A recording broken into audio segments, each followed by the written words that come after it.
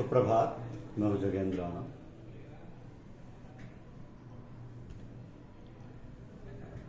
आज की हमारी आध्यात्मिक चर्चा का विषय है आध्यात्मिक शिक्षा पद्धति। आध्यात्मिक शिक्षा पद्धति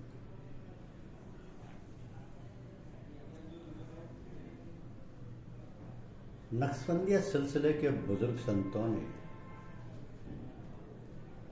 सूफी शिक्षा पद्धति एवं परंपराओं को ध्यान में रखकर तथा भगवद गीता उपनिषदों आदि को आधार मानकर एक ऐसी आध्यात्मिक शिक्षा पद्धति एवं एक नवीन साधना की शैली विकसित की है,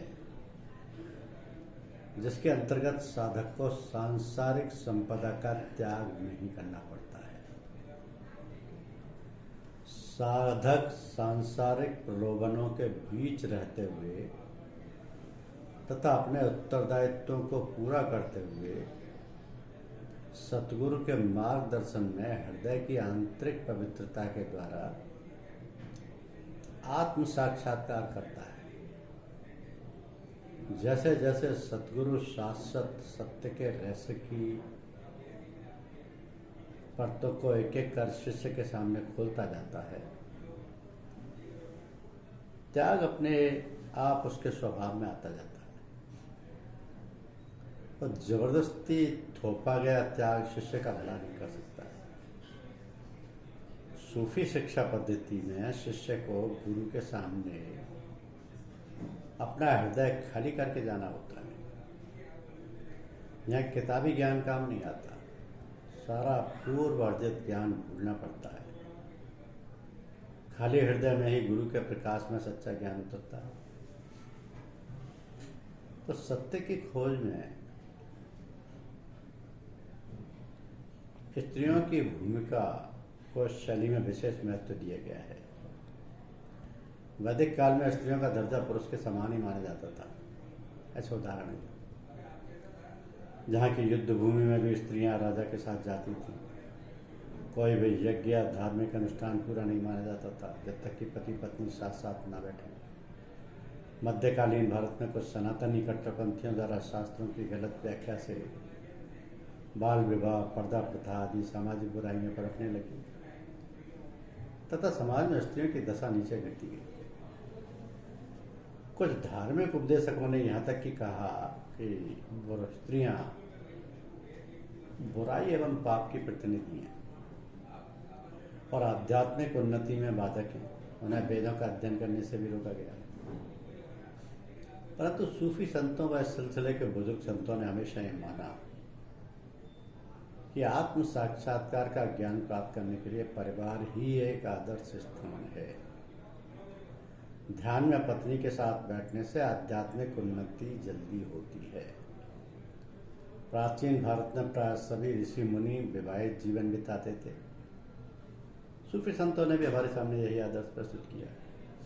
तो विवाहित जीवन में साधक ऐसे कई गुणों को सीखता है जिनके विषय में एक सन्यासी सांसारिक अनुभव के अभाव में सोच भी नहीं सकता है।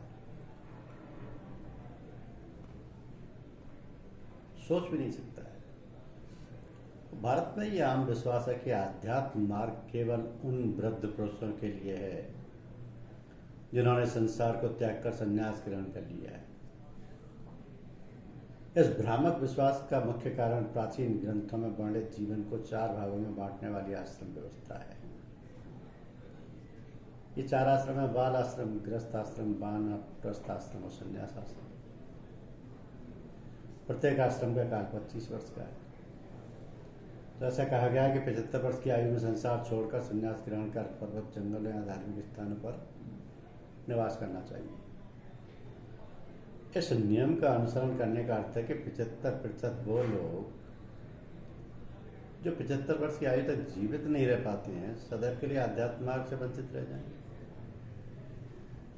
तो सूफी परंपरा में सच्ची आध्यात्मिकता का अर्थ है ईश्वर की इच्छा पर अपना जीवन बिताना। राजी व रजा पर अमल करना वास्तविक आध्यात्म है। राजीव रजा पर अमल करना ही वास्तविक अध्यात्म है। आत्म साक्षात्कार के लिए जीवन को निश्चित कठोर भागों में बांटने की जरूरत नहीं है। जीवन के किसी भी भाग में किसी भी समय ईश्वर में विश्वास और उसकी मर्जी के अनुसार जीवन जीने की कला पर अमल किया जा सकता है। ईश्वर की खोज में जंगलों में जाने की आवश्यकता नहीं। सच्चाई तो यह है कि वृद्धावस्था में शारीरिक व मानसिक रूप से व्यक्ति इतना कमजोर हो जाता है कि वह ना तो एकाग्रचित्त हो पाता और ना ही सही मायने में ध्यान कर सकता है। वो इतना आत्मकेंद्रित हो जाता है कि अध्यात्म मार्ग पर चलना उसके लिए असंभव हो जाता है। तो ऐसे व्यक्ति का प्रेम का दायरा भी अत्यंत संकुचित होता है। एक अन्य धारणा भी साधकों को भ्रमित कर रही है। कुछ लोग ये प्रचार करते हैं कि आध्यात्म मार्ग पर तब तक नहीं चलना चाहिए जब तक कि सारे सांसारिक कार्य व उत्तरदायित्व पूरे न हो जाए। साधकों को ऐसे विचारों से सावधान रहना चाहिए, क्योंकि सांसारिक कर्तव्यों व उत्तरदायित्वों की पूर्ति एवं शाश्वत सत्य की खोज का कार्य साथ साथ किए जा सकते हैं। युवावस्था इस मार्ग पर चलने का सही समय है। ईश्वर और उसकी सृष्टि के रहस्य को समझने के लिए साधक को सतगुरु के मार्गदर्शन में धैर्य व लगन के साथ जीवन भर साधना करनी पड़ती है। प्राचीन काल में ऋषि मुनि सत्य को जानने के लिए सैकड़ों साल तक कठोर तपस्या करते थे। इस मार्ग पर आगे बढ़ने के लिए दृढ़ इच्छा शक्ति, दृढ़ निश्चय, स्वस्थ हृदय व अच्छा स्वास्थ्य आवश्यक है, जो कि केवल युवावस्था में ही संभव है।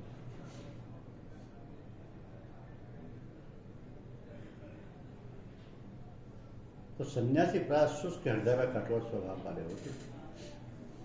उनमें कोमलता व दया का अभाव होता था। ईश्वर तक जाने का मार्ग प्रेम गली से होकर गुजरता है। ऐसे मानसिक पृष्ठभूमि रखने वाले सन्यासी प्रेम में अपने को डुबोकर अपने अस्तित्व को कभी मिटा नहीं सकते। एक विवाहित साधक की तुलना में सन्यासी सांसारिक प्रलोभनों में जल्दी फंस सकता है, क्योंकि उसे जीवन के सुख दुख का कोई अनुभव नहीं होता।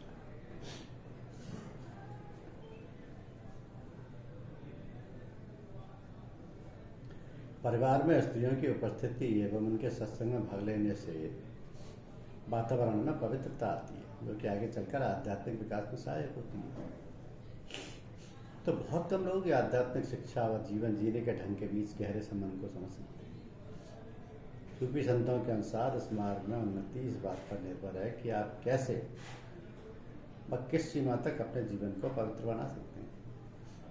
आपकी मानसिकता व सोचने की प्रक्रिया आपके दैनिक जीवन बिताने के ढंग पर निर्भर करती है।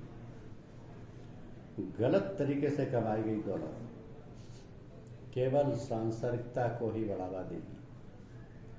यह आपके अंदर विरक्ति व त्याग की भावना नहीं पैदा कर सकती। अपराधी प्रवृत्ति वाले व्यक्ति भी यदि किसी प्रबुद्ध सद्गुरु के संपर्क में आते हैं, धीरे धीरे उनकी दया से वे अच्छाई की ओर मुड़ने लगते हैं। धीरे धीरे उनकी दया से वे भी अच्छाई की तरफ मुड़ने लगती हैं। तो साधक प्राय भोजन में खाने पीने संबंधी आदतों की ओर ध्यान नहीं देते। सूफी शिक्षा पद्धति में इनका बड़ा महत्व है। भोजन नेक कमाई का हो, सादा हो व पवित्र हाथों से साफ सुथरे वातावरण में पकाया गया। भारी मसालेदार व तैलीय भोजन आलस्य पैदा करता है, जो कि ध्यान की प्रक्रिया में बाधक है। तो सूफी शिक्षा पद्धति में ध्यान का महत्व होते हुए भी इसे साध्य नहीं माना गया है। ये केवल एक उद्देश्य की पूर्ति का साधन मात्र है, ये अंत नहीं है। बहुत से साधक ध्यान को बहुत अधिक महत्व देते हुए इसे धीरे धीरे कर्मकांड का एक भाग बना लेते हैं और इससे वांछित लाभ नहीं मिल पाता है। तो वो ध्यान के ही चमत्कारों में खो जाते हैं और शाश्वत सत्य को जानने के लक्ष्य को भूल जाते हैं। प्रारंभिक अवस्था में ध्यान साधक के विचारों को केवल एक वस्तु अर्थात गुरु की चैतन्य शक्ल पर केंद्रित करने में सहायता करता है, अनेक से एक पर लाता है। साधना की ऊंची अवस्थाओं में ध्यान पीछे छूट जाता है, क्योंकि अब साधक 24 घंटे गुरु की याद और उनके प्रेम में डूबा हुआ सदैव उनके संपर्क में बना रहता है। तो सूफियों की साधना शैली में सतगुरु यानी पीर कामिल का स्थान सबसे ऊपर है। उसके महत्व को कभी कम नहीं आंका जा सकता है। यहाँ आडंबर व कर्मकांड का कोई महत्व नहीं है। समर्थ गुरु ही वास्तविक यथार्थ या रियलिटी है। साधक का प्रथम लक्ष्य है फनाफिल शेख अर्थात गुरु में लय होना। इसके बाद फनाफिल अल्लाह अर्थात ईश्वर में लय होने की बात आती है। तो दोनों स्थितियां प्राय साथ ही साथ घटती हैं। ऊंची स्थितियां हासिल करने के लिए शिष्य को बराबर गुरु की सोहबत में बने रहना चाहिए। यदि यह संभव ना हो सके तो समय समय पर गुरु से अवश्य मिलते जुलते रहना चाहिए और अपनी आध्यात्मिक हालत बताते रहनी चाहिए। यदि ये भी मुमकिन ना हो तो पत्र व्यवहार द्वारा संपर्क अवश्य स्थापित करें। जिस क्षण शिष्य गुरु को पत्र लिखता है या उनकी याद करता है, उसी क्षण उसका संपर्क गुरु से स्वतः स्थापित हो जाता है। आंतरिक पवित्रता के द्वारा संपूर्ण व्यक्तित्व का परिवर्तन ही आध्यात्मिक शिक्षा का प्रमुख उद्देश्य है। संपूर्ण व्यक्तित्व का परिवर्तन मतलब ट्रांसफॉर्मेशन। तो ऊंचे दर्जे का साधक देखने में सांसारिक जीवन व्यतीत करता हुआ मालूम पड़ता है, परंतु आंतरिक हृदय में उसकी बैठक परमात्मा के साथ रहती है। ऐसे व्यक्ति को लोग एक नेक व अच्छे इंसान के रूप में देखते हैं, परंतु वे ये नहीं जानते कि उसके अंदर अपार आध्यात्मिक शक्ति का भंडार है। सूफी संतों ने सदैव अपने शिष्यों के सामने सीमित साधन होते हुए भी सादा जीवन बिताने का आदर्श रखा है। उनकी कथनी व करनी में कभी कोई अंतर नहीं रहा। उनका व्यवहार उनके सिद्धांतों के अनुसार ही रहा।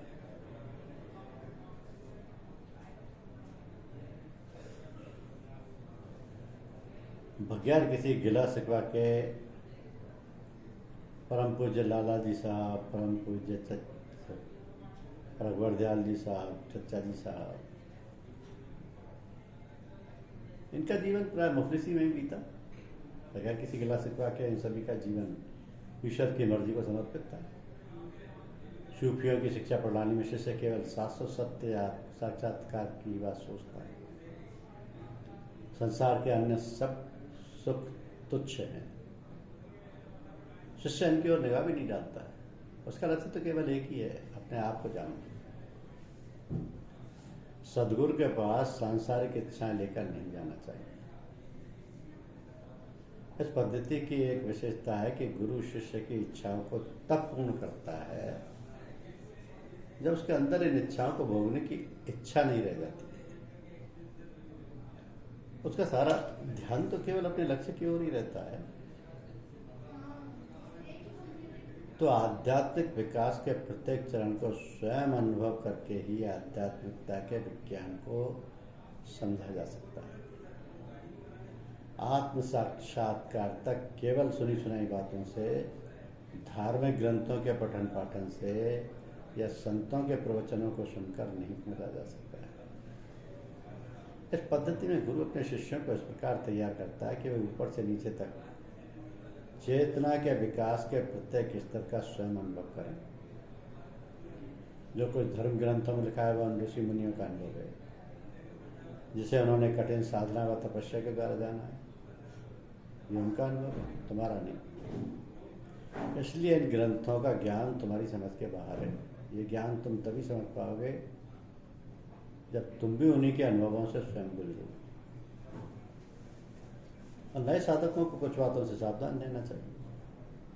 कभी कभी वे जीवन मृत्यु संबंधी प्रश्न, पुनर्जन्म के विषय में जिज्ञासा, मृत्यु के बाद या जीवन, मृत्यु के बाद का जीवन या आत्मा परमात्मा के संबंधों के विषय में अनावश्यक प्रश्न पूछकर अपने को भ्रमित करते हैं। इस ऊहापोह में उनकी आगे की प्रगति रुक जाती है। गुरु द्वारा दिए गए उत्तर या धर्म ग्रंथों में इन विषयों की चर्चा से वे संतुष्ट नहीं हो पाते। क्योंकि अभी वे आध्यात्म विद्या के प्राइमरी क्लास के विद्यार्थी, इन प्रश्नों के उत्तर के लिए वे जीवन भर एक गुरु से दूसरे गुरु तक भागते रहते हैं।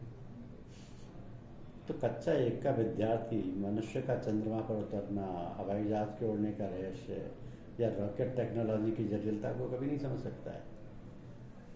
परंतु जब वही विद्यार्थी एमएससी पास कर लेता है तो यही चीज़ें उसे आसान, सरल और स्वाभाविक लगने लगती हैं। अपने आप उसकी सारी शंकाओं का समाधान हो जाता है, उसके लिए कुछ भी रहस्य नहीं रह जाता। इसी प्रकार आध्यात्म विद्या के क्षेत्र में जब शिष्य एक समर्थ गुरु पीर कामिल के मार्ग निर्देशन में एक एक कदम आगे बढ़ता जाता है तो अंत में उसकी सारी जिज्ञासाएं रह जाती हैं और कुछ भी रहस्य नहीं रह जाता, कुछ भी रहस्य नहीं रह जाता। यही इस विद्या का सार है। धन्यवाद।